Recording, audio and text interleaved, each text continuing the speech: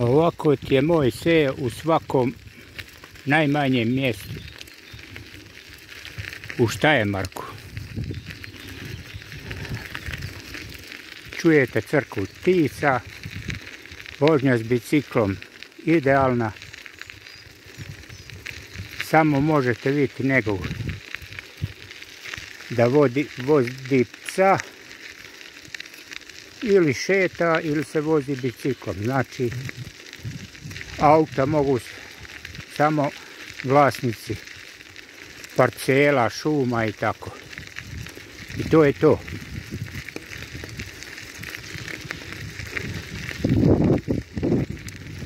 Ako vam se svidio ovaj video, možete i da ga dijelite.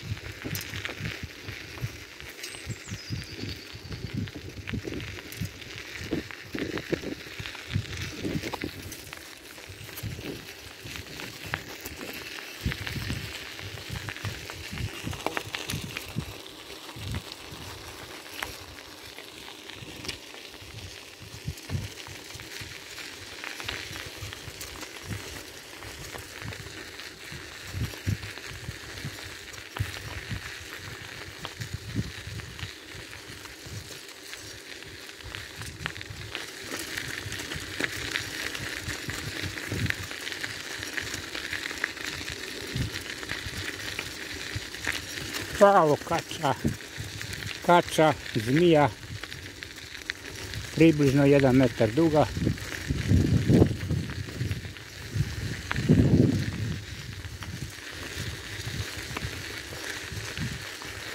Ovdje je sve lijepo poorano, posijano, pšenica, sad je kukuruz i ostale žitarice.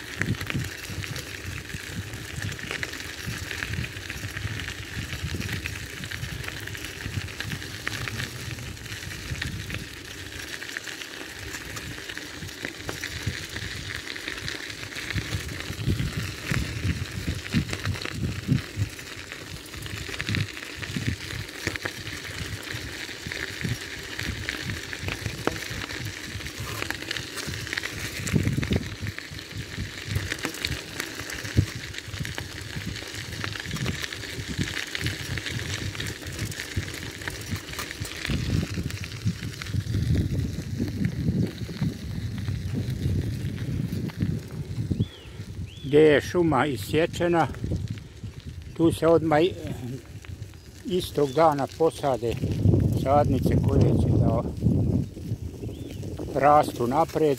Tu vidite cijelu mladu šumu.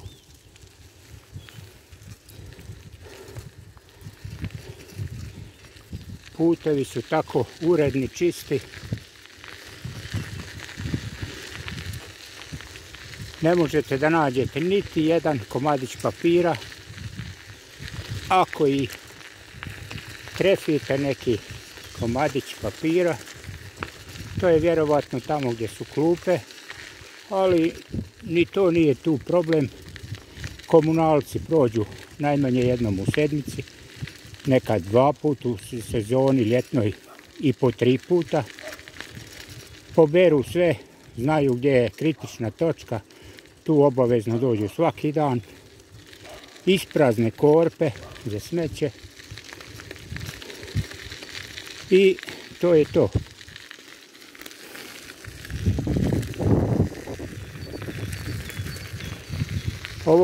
Ovo je rampa od jezera, kad je puno vode da se može otočiti u rijeku Muru.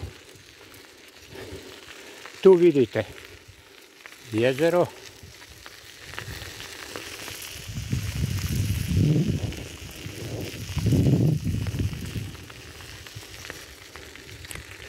Što je veoma interesantno, svaki komadić obradive zemlje mora biti obrađen.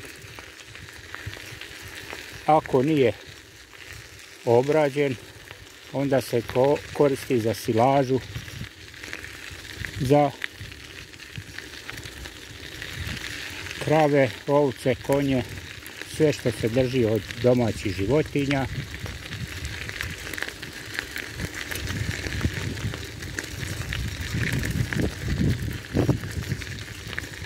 Ali ovaj video je veoma interesantan. Slovenija ima nešto, kako bi rekao, sličnu situaciju, ali ne ni približno kao Republika Austrija. Ali pa država Austrija, kako? Uglavnom, ko nije znao, Austrija je Republika Austrija.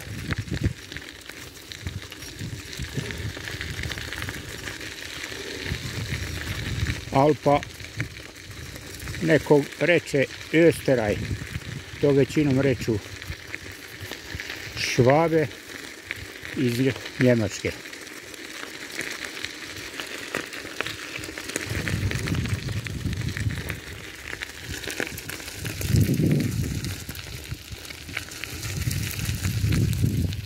To je to. Kao što vidite, na par mjesta imamo novo zasađenu šumu. Tu imamo skretanje jedno malo za jezero, uređeno kao naše ceste. Ni blizu, možda bolje, nisu asfaltirane, ali šumski putevi to ne trebaju. Tako da je to veoma zdravo. Danas sam prevozio negdje oko 5 km. Više nisam mogao zbog trenutne situacije u državi, već znate svi kako je to. Znači šuma kad se reže, to se tako lijepo napravi, kao što vidite. Onda kad u jesen trava se posuši i to se sve lijepo isilira i ide u daljnu preradu. Za centralno grijanje najviše se koristi, može da se loži na... Evo tu imamo još jednu, šporeze na drva, velike peći i tako dalje. Sad izlazimo na asfaltnu cestu koja povezuje dva manja mjesta Ašca i ako se nekom svidi video, bez problema možete da ga dijelite.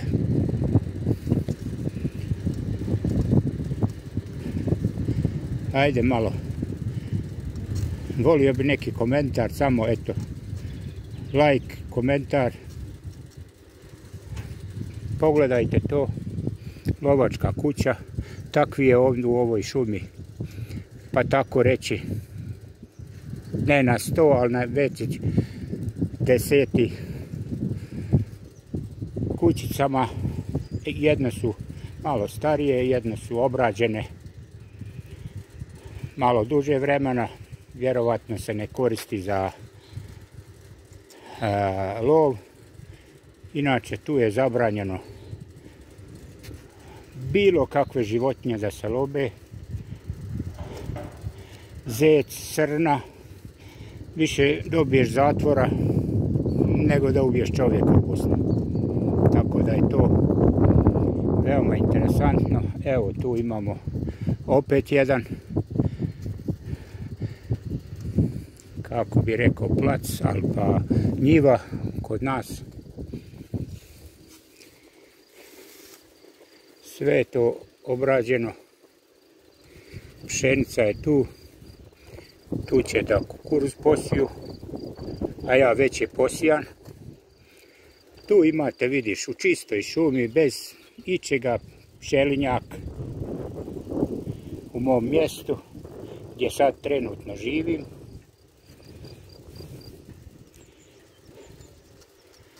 Ako vam se nije svidio ovaj video, hvala svima opet što su uopšte pogledali moj video. Ima tu još interesantnih stvari. Tu je onaj paraluk. Možda se u drugim krajevima kaže drugačije. Neko kaže divlji luk, koji je veoma, veoma zdrav za sve životne funkcije. Jedna od najzdravijih salata iz divljine. Vidite, tu danas još restoran ne radi, ali pojedini šetači su izašli vana i to je, kako bi ti rekao, idealno. Znači, tu imamo jezero za ribe lovit, a tu imamo i jezero za kupanje sa uređenom plažom. Nešto se malo plaća ulaz, 5-6 maraka, Alpa 2 do 3 eura. 2 su djeca, odrasli 3 i možeš da uživaš cijeli dan kao i ribolovci što mogu da tu koriste cijeli dan uz zakup karte. Evo, to je ta plaža što se vidi tu malo, pošto je visoka zaštita da svak ne mora da gleda na plažu, jer tu se koristi sve. Znači, tu su klupe, tu je uređeno sve kakve životinje se nalaze i tako dalje. Znači, tu je kamp, može se pretplatiti za 7 dana, 15 godinu. Znači, imate vodu, struju. Halo!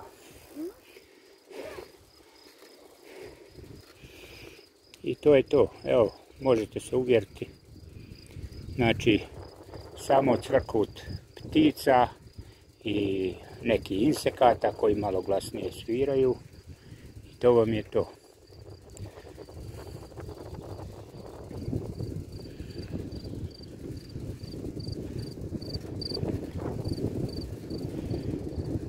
Ovoliko je ograničenje kroz naselje, znači tu se nalaze 3 kuće.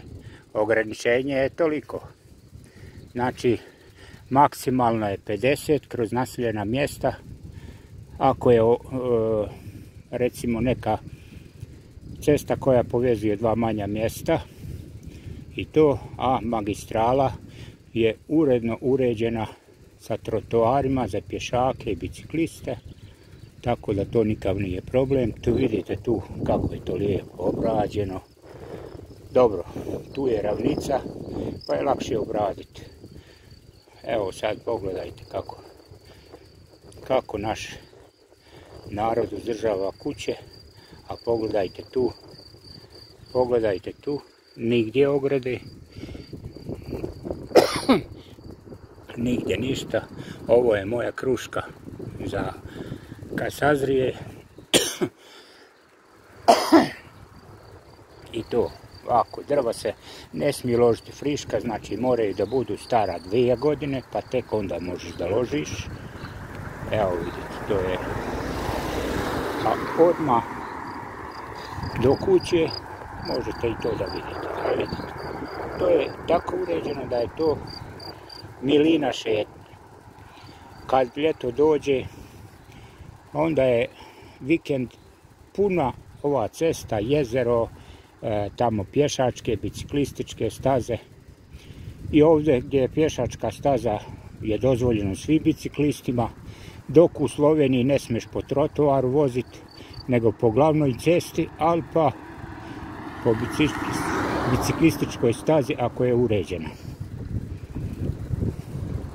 Evo tu još jednu kućicu vidite, lovačku. Tu je jedna šuma koja je već retardirala, ali vjerovatno vlasnik ne živi tu, pa nije se pobrnuo. Sad pogledajte tu. Ovo u daljini je Gornja Radgona, Stari grad. U daljini nas bila fasada.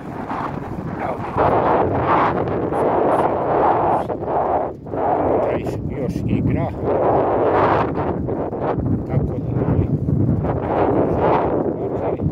evo, da ne bi mislili da je lijeva, desna strana isto tako uređena i lijeva strana. Tamo je plastenik i tako.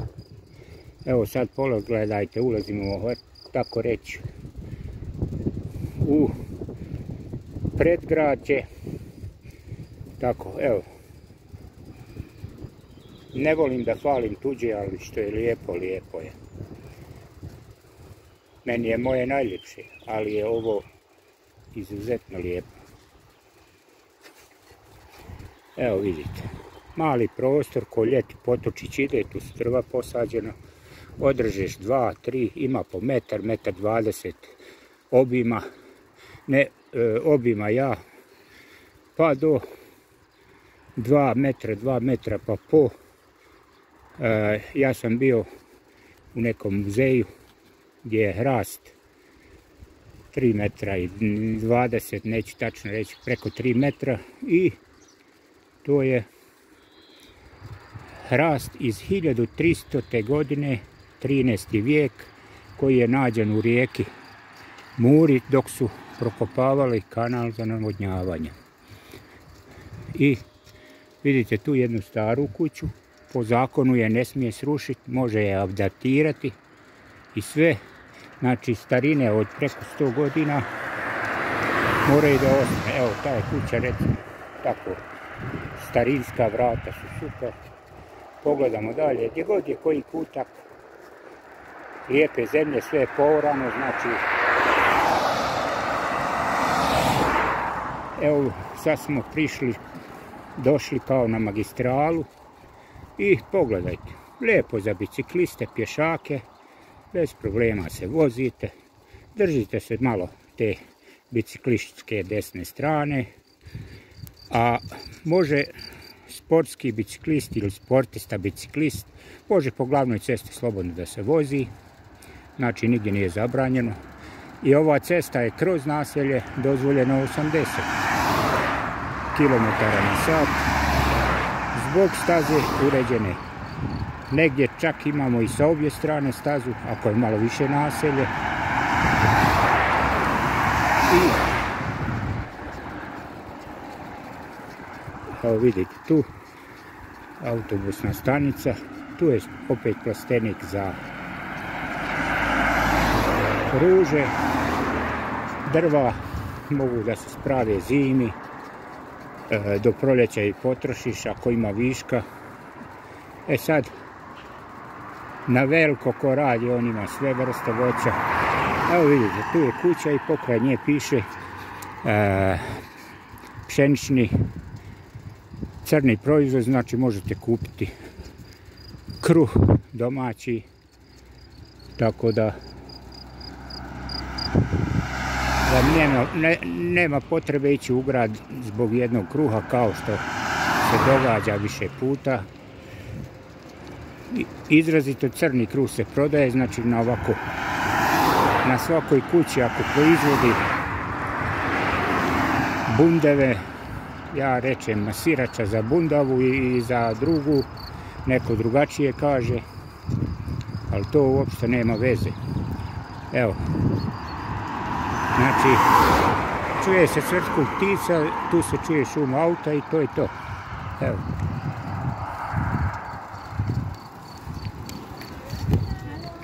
Halo. Evo vidite, pogledajte sad to. Jest da je ravno zemlja i sve to lako obradiva, ali i da nije lako obradiva, mora da se obrađuje sve do nule. Evo, to je to.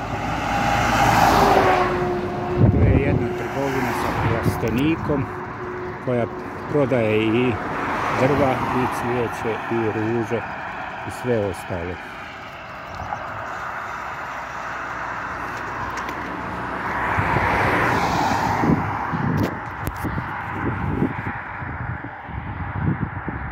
To bi bilo sve za danas. Vidimo se drugom prilikom.